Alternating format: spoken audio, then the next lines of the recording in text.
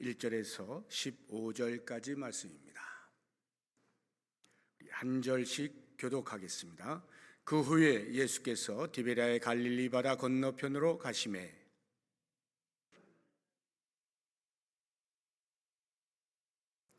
예수께서 산에 오르사 제자들과 함께 거기 앉으시니 예수께서 눈을 들어 큰 무리가 자기에게로 오는 것을 보시고 빌립에게 이르시되 우리가 어디서 떡을 사서 이 사람들을 먹이겠느냐 하시니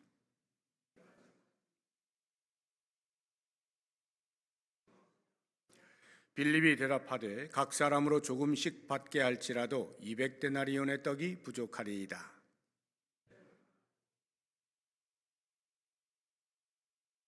여기 한 아이가 있어 보리떡 5개와 물고기 2마리를 가지고 있나이다.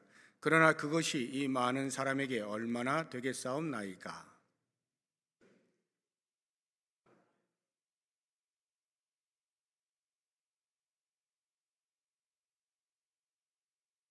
예수께서 떡을 가져 축사하신 후에 앉아있는 자들에게 나눠주시고 물고기도 그렇게 그들의 원대로 주시니라.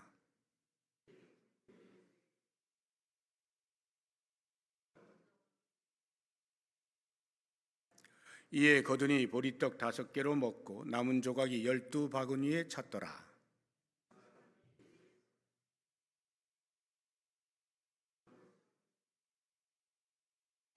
같이 읽습니다. 그러므로 예수께서 그들이 와서 자기를 억지로 붙들어 임금으로 삼으려는 줄 아시고 다시 혼자 산으로 떠나가시니라. 아멘. 오늘 우리가 읽은 이 본문의 말씀은 요한복음에 나타나고 있는 7개의 표적 가운데에서 4번째에 해당되는 우리가 잘 아는 오병이어의 기적이라고 하는 표적입니다. 이 오병이어의 표적은 사복음서에 공히 기록되고 있는 유일한 표적입니다. 요한복음은 사도 요한이 공간복음을 다 쓴 이후에 나중에 쓴 것이기 때문에 가능하면 공간복음서에 기록되어져 있는 사건들은 기록하지 않으려고 하는 경향이 있는데 이 오병이어의 표적만큼은 요한복음에서도 기록을 하고 있다는 것을 볼 때 상당히 중요한 내용을 담고 있다는 것을 우리가 알 수가 있습니다. 그 장소와 시기를 보시게 되면 1절에 장소가 나오죠. 디베랴의 갈릴리 바다 건너편이고요. 시기는 4절에 보시게 되면 6월절이 가까운 때 이렇게 되어 있습니다. 그러니까 사람들이 이제 많이 모일 만한 그와 같은 때라고 하는 것이고요. 이와 같은 표적이 발생하게 된 배경을 잠시 보시게 되면 큰 무리가 예수님을 따르게 되는데요. 따르는 이유는 2절에 보시니까 병자들에게 행하시는 표적을 보았기 때문이라고 설명을 하고 있습니다. 예수님께서 여기저기에 다니시면서 복음도 전하시고 또 병자들도 고치시고 귀신들도 쫓아내시고 하는 이런 일들을 무리들이 직접 보거나 또는 소문으로 듣게 된 것이죠. 그러면서 예수님이 계신 곳으로 많은 사람들이 몰려들게 되었어요. 그때 예수님께서는 그다지 관심을 갖지 아니하시고 제자들과 함께 산으로 올라가십니다. 3절 보시게 되면 예수께서 산에 오르사 제자들과 함께 거기 앉으시니 이렇게 되어 있죠. 예수님께서 많은 무리가 따라오는데 왜 크게 신경 쓰지 않으셨는가 하는 것은 그들의 중심, 그들의 마음에 있는 이유를 아시기 때문입니다. 2장 23절 이하를 보시게 되면요. 6월절에 예수께서 예루살렘에 계시니 많은 사람이 그의 행하시는 표적을 보고 그의 이름을 믿었으나 예수는 그의 몸을 그들에게 의탁하지 아니하셨으니 이는 친히 모든 사람을 아심이요 또 사람에 대하여 누구의 증언도 받으실 필요가 없었으니 이는 그가 친히 사람의 속에 있는 것을 아셨음이니라 해서 갈릴리 가나에서 표적을 행하신 이후에 그리고 성전에 들어가서 정화를 하신 이후에 많은 사람들이 예수님에 대한 새로운 생각들을 하게 되어질 때 예수님은 그들에게 당신 자신을 의탁하지 않습니다. 왜냐하면 자기 자신에게 대하여 관심을 가지고 있는 많은 무리들의 속사정, 그들의 마음, 이유를 분명히 알고 계셨기 때문입니다. 이때도 역시 마찬가지로 사람들이 왜 나를 찾을까 하는 것에 대하여 예수님이 알고 계셨기 때문에 그다지 관심을 갖지 아니하시고 제자들 데리고 산에 올라가서 앉으신 겁니다. 그런데 마침 그때가 이제 예수님께서 이러저러한 사역을 하시는 중에 시간이 흘러서 식사 때가 되었어요. 오늘 본문의 말씀에는 나와 있지 않습니다만 다른 공관복음서에 보시게 되면 마태복음 14장 15절에 저녁이 되매 제자들이 나와 이르되 이곳은 빈들이요 때도 이미 저물었으니 무리를 보내어 마을에 들어가 먹을 것을 사 먹게 하소서 해서 식사 때가 되었다는 것을 알게 됩니다. 이와 같은 때에 예수님께서 그들의 배고픔에 대하여 모른 척하지 아니하셔요. 오늘 말씀 5절 앞부분을 보시게 되면 예수께서 눈을 들어 큰 무리가 자기에게로 오는 것을 보시고, 이 이야기는 이러한 사역들이 진행되어지는 과정 속에서 이제 식사 때가 되어서 배고픔에 대하여 예수님이 외면하지 않으신다 하는 것을 우리에게 알게 해주는 것입니다. 그래서 이때로부터 이제 오병이어의 표적이 일어나게 되는데, 바로 오병이어의 표적을 일으키신 것이 아니라 예비적인 단계가 있어요. 제자들 가운데 빌립이라고 하는 사람에게 예수님께서 물어보시는 것으로부터 그 예비적 단계가 진행이 됩니다. 5절 뒷부분을 보시게 되면 우리가 어디서 떡을 사서 이 사람들을 먹이겠느냐 하고 빌립에게 질문을 하십니다. 이것은 예수님께서 답이 없어서 어떻게 해야 될지 몰라서 빌립에게 어떻게 하면 좋겠니 하고 물으시는 것이 아닙니다. 6절 앞부분을 보시게 되면 이렇게 말씀하시면 친히 어떻게 하실지를 아시고, 이 이야기는 당신 스스로 이와 같은 문제에 대하여 어떻게 해결해야 할지 답을 알고 계셨다 이 말이에요. 그럼에도 불구하고 질문을 한 이유가 무엇이냐 하는 것이 뒷부분에 나오죠. 6절 뒤를 보시게 되면 빌립을 시험하고자 하심이라. 빌립을 시험한다는 말이 무슨 말일까요? 이 문제를 푸나 못 푸나 내가 한번 보자, 이런 시험이 아니고요. 빌립에게 하는 말이지만 사실은 함께 있는 제자들 전체에 대하여 예수님이 가지고 계신 기대가 있으신 거예요. 지금까지 너희들이 나와 함께 동고동락했는데 또 이러저러한 사역들도 보고 기적들도 보고 또 가르침도 들었는데 이제 너희들의 믿음이 어느 정도 수준이 되었을까에 대하여 예수님께서 한편으로는 기대를 하시고 한편으로는 점검을 하시는 거예요. 그러면서 한편으로는 훈련의 기회로 제공해 주시는 것이 이 질문인 것입니다. 이에 대하여 빌립이 대답한 내용을 보게 되면 빌립뿐만이 아니라 당시의 제자들의 믿음의 수준이 어떠한가를 대충 우리가 알 수가 있습니다. 7절 보십시오. 빌립이 대답하되 각 사람으로 조금씩 받게 할지라도, 이 말은 아주 한 입 정도로만 준다 하더라도 이 말이에요. 200데나리온의 떡이 부족할 것입니다. 200데나리온이라고 하는 그 액수로 산 떡을 마련한다 하더라도 겨우겨우 한 입씩 먹게 할까 말까 이 정도밖에 안 됩니다 라고 하는 거예요. 여기 200데나리온이라고 하면 한 데나리온이 그 당시에 하루 일꾼의 품삯이에요. 그러면 200일 동안에 벌 수 있는 품삯이면 상당히 많은 거죠. 그러나 인원수가 워낙 많았기 때문에 그 돈 가지고 떡을 사도 겨우겨우 한 입 먹을까 말까 할 정도밖에 안 됩니다. 이렇게 대답을 하는 거예요. 이 대답은요, 상당히 산술적 계산에 능숙한 빌립이 할 수 있는 최선의 답을 내린 겁니다. 합리적인 이성을 발동하여서 계산을 해보니까 이거 200데나리온 갖고도 쉽지 않겠는데요 하고 바로 답을 내린 거예요.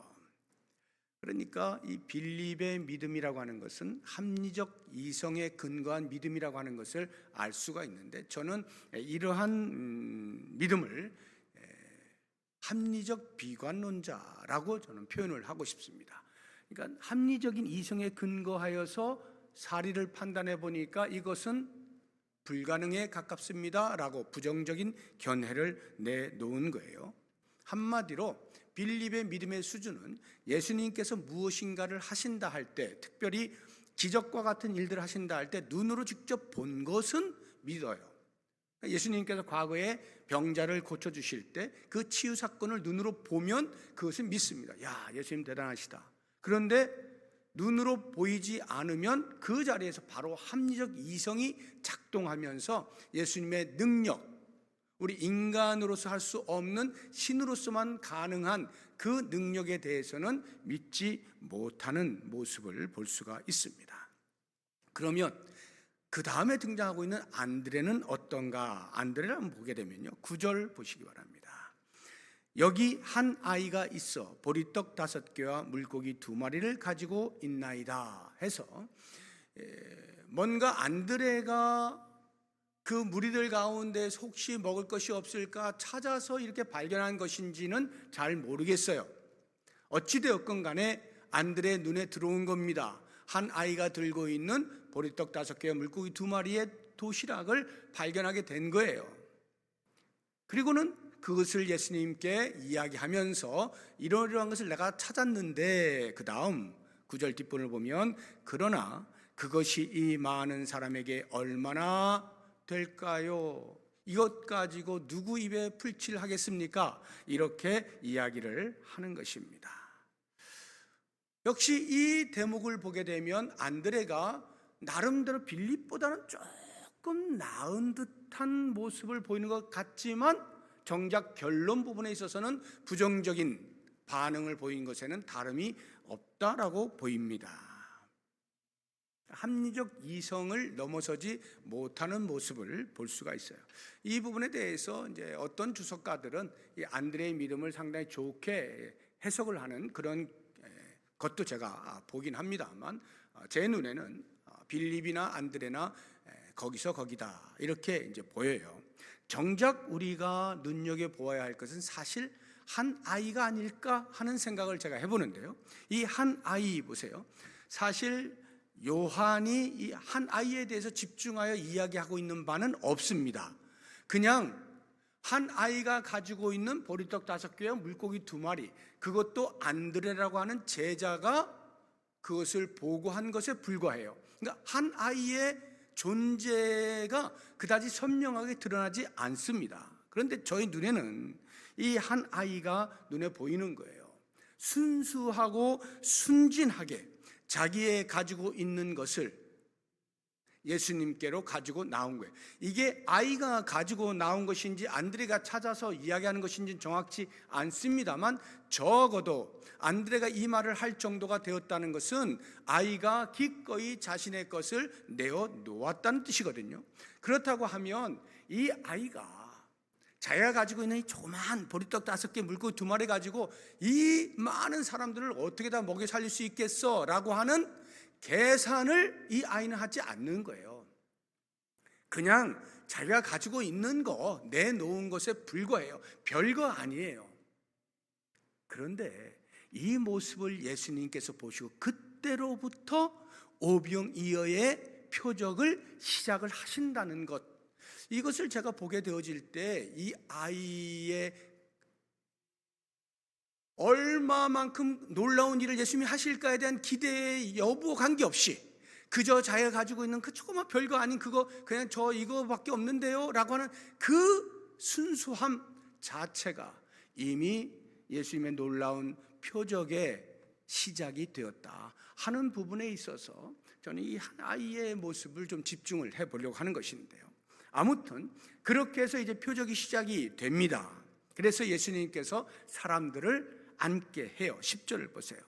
예수께서 이르시되 이 사람들로 앉게 하라 이렇게 앉습니다. 다른 공간복음서를 보게 되면 50명씩 100명씩 두런두런 앉게 하는 것입니다. 먹은 사람 남자만 5,000명이라고 하니까 여자들 어린아이 합치면 대략 우리가 보통 2만 명 이렇게 얘기를 하는데, 그 많은 사람들이 50명씩 100명씩 짝을 지어서 쭉 앉았으니 수십 그룹이 이렇게 넓은 그 산자락에 다 앉아 있는 것입니다. 그때 예수님께서 떡을 가지시고 축사하시고 나눠주시고 물고기를 들고 축사하시고 나눠주십니다. 11절 보세요. 예수께서 떡을 가져 축사하신 후에 앉아있는 자들에게 나눠주시고 물고기도 그렇게 합니다. 그런데 어떻게 됐다고요? 그들의 원대로 주시니라. 그들의 원대로, 원 없이 먹을 수 있도록, 배불리 먹을 수 있도록 충분하게 주셨다 이 말이에요. 그리고 그 다음 말씀을 보게 되면 12절에 그들이 배부른 후에 충분히 먹었어요. 예수께서 제자들에게 이르시되 남은 조각을 거두고 버리는 것이 없게 하라. 남은 것 있으면 다 거두라고 말씀을 하시는 겁니다. 그러니 얼마만큼 거두어졌나요? 13절 보리떡 5개로 먹고 남은 조각이 12바구니에 찼더라. 이 말씀은요, 나중에 우리가 보겠습니다만 예수님께서 음식은 버리는 거 아니야, 이런 우리 보통 어른들에게 늘 어렸을 때부터 들어왔던 그 말 있잖아요. 그런 개념에 지금 남은 거 다 거두어 이렇게 하신 말씀이 아니고요, 영적인 의미가 그 안에 담겨 있는 것인데, 그때까지만 해도 계속 유대인들을 중심으로 해서 예수님이 혹시라도 자기들이 원하는 누군가가 아닐까, 메시아가 아닐까, 이런 기대감을 가지고 예수님을 따르던 그 유대인들, 예수님도 실제로 당신의 백성들을 위하여 이 땅에 빛으로 오셨고, 그러니까 모든 관심은 다 유대인들에게 있는 거예요. 이 5천 명을 먹이고 하는 것도 다 유대인들을 위한 예수님의 어떠한 표적처럼 보입니다. 그런데 12광줄이 남아있다, 그거 버리지 말고 다 거두라 하는 것은 거기에 드디어 예수님께서 이 땅에 오신 진정한 목적, 예수 공동체를 새롭게 형성하고자 하는, 예수를 믿는 자는 누구든지, 유대인이든 이방인이든 누구든 다 예수 공동체에 들어올 수 있다라고 하는 것을 알게 하시기 위하여 이방인들을 위한 예수님의 사역의 표본으로서 남은 것 버리지 말고 다 거두어라. 이게 바로 이방인의 구원을 위한 예수님의 이 땅에 오신 목적을 보여주시는 내용인 것입니다. 그래서 18장 9절을 보시게 되면 이는 아버지께서 내게 주신 자 중에서 하나도 잃지 아니하였사옵나이다 하신 말씀을 응하게 하려 함이로라. 예수님이 이 땅에 오셔서 하시는 모든 구원의 사역에 단 한 명이라도 하나님께서 작정하셔서 구원받게 하실 자, 그것이 설령 이방인이라 할지라도 그 한 명조차도 놓지 아니하고 잃지 아니하고 내가 다 거둡니다 라고 하는 이런 고백들. 예수님이 이 땅에 오신 목적은요, 유대인들만을 위한 것이 아니라 유대인이든 헬라인이든 할례자든 무할례자든 전부 예수를 믿어 하나님의 영적인 가족 안으로 들어오게 하시기 위함이라 하는 것을 보여주는 겁니다. 이와 같은 놀라운 일을 하시게 되니까 사람들이 어떻게 반응했을까요? 기가 막히죠. 안 그래도 예수님께서 이러저러한 놀라운 기적들을 행하셔서 그것 때문에 찾아왔는데 또다시 한 번 더 목격한 거 아니에요? 야, 어떻게 보리떡 5개, 물고기 2마리, 그 별것 아닌 것 가지고 이 많은 사람들을 먹이실 수 있단 말인가? 상상할 수 없는 일이 일어나게 된 거죠. 그러니까 거기에 모인 사람들의 반응은요, 14절 보니까 그 사람들이 예수께서 행하신 이 표적을 보고 말하되 이는 참으로 세상에 오실 그 선지자라. 여기 그 선지자는 모세가 언급했던 그 선지자예요. 한 선지자 너희들에게 나타날 것이야. 메시아로 그들이 오랜 세월 동안 기다려왔던 바로 그분 아닐까? 이렇게 여기게 된 것입니다. 이 정도 되면 예수님께서도 그래 맞아 바로 나야 하고 당신 자신을 드러내면서 드디어 무언가를 그들과 함께 계획을 세우고 이스라엘의 회복을 위하여 일하실 만한데, 예수님께서 보이신 반응은 15절에 그러므로 예수께서 그들이 와서 자기를 억지로 붙들어 임금으로 삼으려는 줄 아시고 다시 혼자 산으로 떠나 가시니라. 무슨 말일까요? 예수님께서는 그들이 생각하고 있는 임금의 자리를 위하여 이 땅에 오신 것이 아님을 우리에게 보여주고 있는 거죠. 예수님이 이 땅에 오신 것은 모든 인류의 죄악을 담당하시고 죄로부터의 자유, 해방을 위하여서 오신 것인데, 그들은 정치적인 목적으로, 군사적인 목적으로 로마의 압자에 있던 자기 민족을 구원할 그 선지자로서 예수에 대한 기대를 가지고 있을 때 예수님은 그 중심을 아시고 이거 아니다 하고 그 자리를 떠나시는 것입니다. 여기까지가 오병이어라고 하는 이 표적의 앞뒤 과정 전부의 이야기입니다. 저는 이 말씀을 묵상하면서 이제 몇 가지 우리가 꼭 같이 생각해보고 돌아보고 점검할 그러한 신앙적 교훈들을 좀 이야기하려고 하는데, 그 첫 번째가 나는 팬인가 제자인가 하는 것입니다. 나는 예수님의 팬인가 제자인가. 이것은 책 제목이에요. 2012년도에 나온 책인데요. 원래 원제는 not a fan, 나는 팬이 아니다, not a fan 이건데 이제 한국말로 번역을 하면서 팬인가 제자인가 라고 하는 이제 제목으로 번역되어 나온 책이에요. 이 책의 핵심은 많은 사람들이 예수님의 팬으로 예수님 주변을 어슬렁거리고 있다 이 말이에요. 마치 여기에 지금 어마어마하게 많은 무리들이 예수님 근처에 있는 것처럼 말이죠. 그런데 팬의 특징은요, 열광하죠. 열광을 합니다. 그러나 그 모든 열광은 자기의 기쁨과 즐거움, 자기의 유익을 위하여서지 그 사람을 위하여서가 아니에요. 열광을 하는 것을 통하여 그 사람이 대단한 사람이라고 외치고는 있지만 정작 그 일을 통하여 갖고자 하는 것은 자기의 즐거움이에요.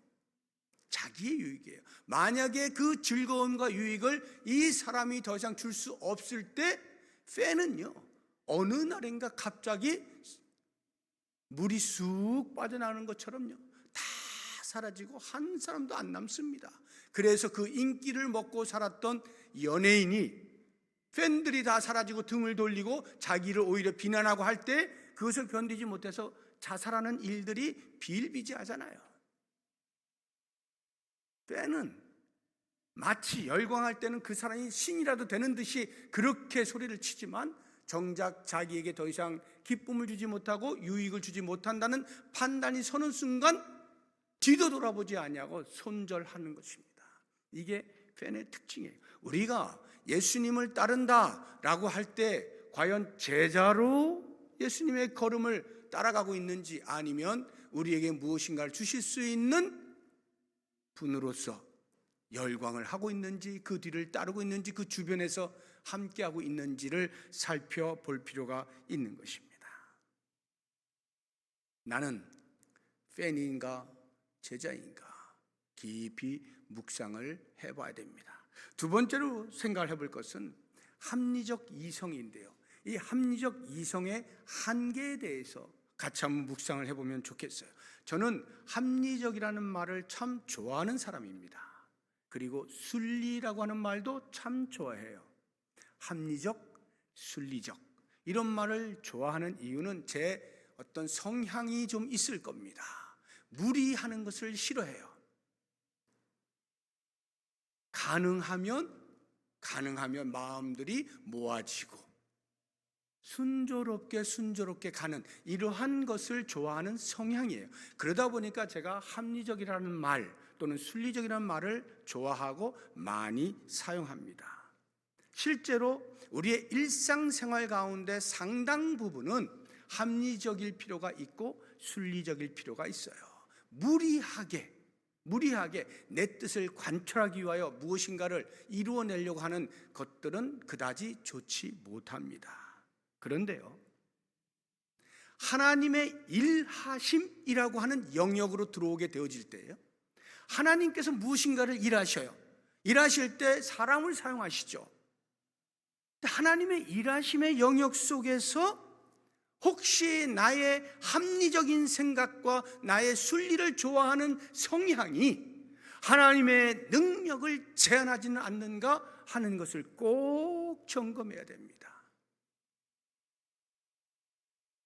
빌립이 지금 또는 안드레가 자기들의 합리적 이성 속에서 판단하고 계산한 것들에 의하면 도저히 일어날 수 없는 일들, 예수님께서는 정작 그 일을 통하여서 당신의 사역을 감당하시려고 일을 시작하시려고 하는데 자신의 합리적인 판단에 의하여서 예수님이 하실 일을 막아서고 있지는 않느냐 이 말이에요. 때로 우리가 이러한 실수를 범할 때가 있는 것입니다.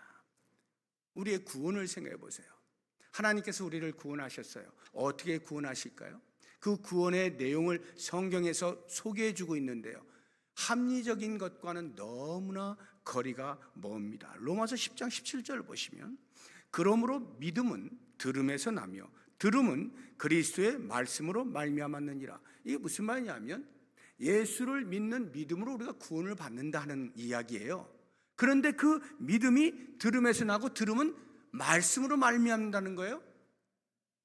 우리의 합리적인 생각은요, 아니 무슨 우리를 구원하는데 말씀으로, 그리스도의 말씀으로 우리가 구원을 받는단 말이야. 그게 말이나 되는 건가? 적어도 우리에게 뭔가를 요청해서 우리가 그 요청에 잘 도달을 하면 그것으로 인하여서 그래, 너는 내가 낸 숙제를 잘 해냈구나, 너는 구원받는 것으로, 이렇게 하는 것이 합리적이잖아요. 아무런 근거가 없는데 덜렁 우리에게 야 너는 구원받았어 하고 이렇게 건져주시는 것이 무슨 합리적이에요? 우리의 구원이요, 죄 가운데 빠져 있어서 도무지 허우적거리며 스스로 구원받을 길이 없는데 하나님께서 어여삐 여기시고 우리를 구원해 주셨다고 하는 이 말이 도대체 합리적으로 와 닿느냐 이 말이에요. 있을 수 없는 일이에요. 적어도 야 여기 50m 산이 있는데 네가 이 산 오르면 내가 구원시켜 줄게, 최소한 이 정도는 뭔가를 숙제를 내주시고 우리가 그것을 열심히 해가지고 도달을 했을 때 야 그래 너는 정말 열심히 했구나, 그래 너는 이쪽으로 와, 이렇게 돼야 합리적인 거죠. 그런데 우리의 구원은 전혀 그렇지가 않은 거죠. 그렇다고 한다면 이제 우리의 믿음의 수준을 한번 보시자고요.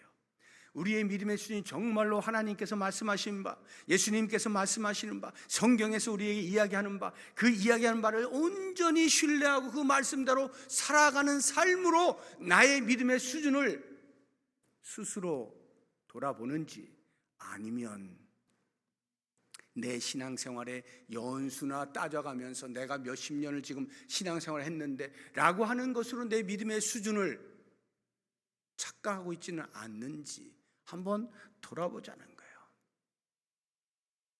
그리스도께서 우리를 구원하여 주실 때 합리적 이성 넘어 당신의 열심 아래서 우리를 구원하여 주셨다라고 하는 이 단순한 말씀을 붙잡고 감격하고 감사하면서 그리스도를 따르는 제자로 살겠습니다 다짐하면서 그렇게 살아가고 있는지, 아니면 여전히 내가 이룬 그 무엇, 신앙의 연수로 가는 그 무엇, 내가 교회에서 이러이러한 봉사 이런 것들이 나의 믿음의 근거가 되어져서 혹시 내가 예수님의 제자로서 당당하다고 생각하고 있지는 아니한지 돌아보자는 거예요. 무엇을 하든지 우리는 하나님의 일하심이라고 하는 영역 속에서 감히 우리의 합리적인 이성을 들이대면서 하나님의 능력을 제한하는 어리석음을 범하면 안 돼요. 많은 부분에서 우리는 교회의 사역들을 진행해 나아갈 때 당연히 계산해야 되고 합리적으로 판단해도 당연히 해야 됩니다. 그러나 어떤 영역에서는 전적으로 하나님께서 하시고자 하시는 영역들이 있어요. 그러한 것들에 대한 정확한 판단이 섰을 때 감히 거기에 합리적 이성이 자꾸 들이대어져서 하나님의 일하심을 막아서서는 안 된다는 겁니다. 정말로 하나님께서 일하실 때 겸손히 네라고 순종하면서 어떻게 일하시는지, 우리를 통하여 어떻게 이루어 가시는지를 바라보면서 그 위대하신 일에 동참할 수 있다고 하면 교회는 새롭게 변화되어 수 있고 우리의 신앙의 삶의 질이 완전히 달라질 수가 있는 거예요. 저는 이 말씀이 합리적인 생각을 해서는 안 된다는 뜻이 아니라 그렇게 사는 것이 일상이지만 때로 하나님이 일하시고자 하는 분명한 색깔을 보게 되어질 때 거기에마저도 우리의 일상의 합리를 들이대지 말라는 거예요. 하나님 하시는 일 앞에 순종하여 나아가게 되면요, 그 합리적 이성 너머의 놀라운 역사를 우리가 볼 수 있게 된다 하는 것입니다. 세 번째로 생각을 해보려고 하는 것은 이 오병이어예요. 보리떡 5개, 물고기 2마리. 2만여 명이 모여있는 사람들에게 그것이 정말 아무것도 아니죠. 하찮은 것이에요. 그런데 예수님은 왜 그것을 사용하셨을까? 저는 그게 궁금해요. 예수님이 그거 있어야만 일을 하실 수 있나요? 예수님의 능력은요, 아무것도 없어도 돼요. 말씀으로 천지를 창조하신 분이에요. 그런데 꼭 보리떡 5개, 물고기 2마리 있어야 2만 명 먹이실 수 있는 거 아니잖아요. 다른 방법으로 얼마든지 먹이실 수 있었을 거예요. 그런데 왜 그것을 굳이 사용하셨을까? 생각을 해보면요, 우리의 헌신을 보시는 것 같아요. 우리의 헌신을. 마더 테레사, 캘커타의 그 연약한 자들을, 고아들을 돌보고 했던 그 마더 테레사의 일화 가운데 아주 유명한 것이 있어요. 3실링, 우리나라 돈으로 300원 정도 됩니다. 당시에 300원 정도 되는 그 3실링을 가지고서 기자회견을 열었어요. 지금부터 우리는 보육원을 지으려고 합니다. 그때 기자들이 묻습니다. 얼마나 모금이 되었습니까? 예, 여기 3실링 있습니다. 기자들이 전부 웃었어요.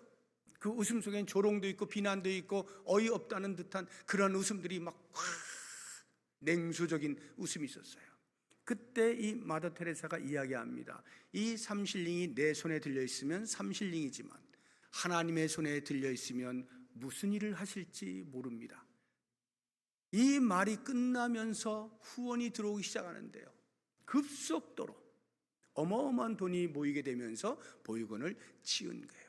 하나님의 손에 들리게 되면 놀라운 일이 일어나요. 우리의 손에서는 별거 아니에요. 오병이어 어린아이의 손에서는 아무것도 아니죠. 한 아이의 도시락 정도밖에 안 되는 거예요. 그런데 예수님의 손에 들리게 되어질 때에 상상할 수 없는 일이 일어날 수 있어요.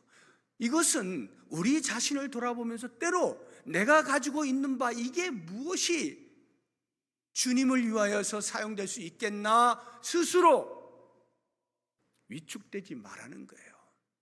내 손에만 있으면 별거 아니죠. 그러나 주 앞에 드릴 때, 헌신할 때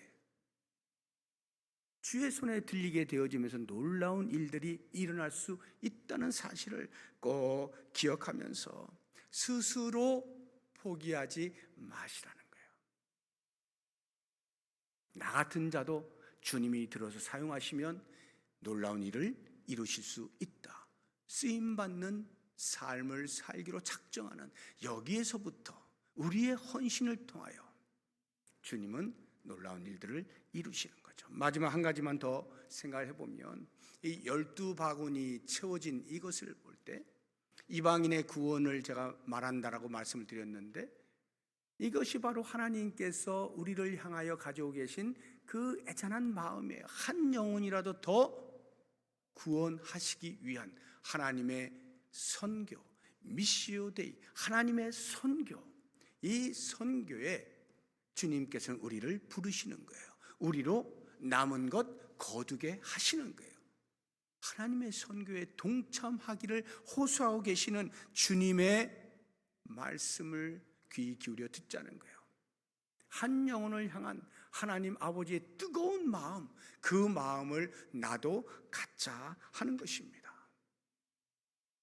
그렇게 되어질 때 우리의 주변에서 별것 아니라고 여겨지기 쉬운 것들에 대하여 놓치지 아니하고 하나님의 마음으로 살피게 되면서 한 영혼 한 영혼을 주께로 나오게 하는 일에 쓰임받을 수 있는 존재가 될 수 있다는 것 꼭 기억하시면서 오늘 말씀들, 이 오병이어라고 하는 표적은 너무나 유명한 말씀이지만 그 말씀 속에 담겨있는 우리를 향하여 들려주시는 교훈들, 영적인 의미들 잘 깨달으면서 그 말씀에 순응하면서 순종하면서 놀라운 일들에 동참할 수 있는 우리의 삶이 될 수 있기를 주의 이름으로 축복합니다.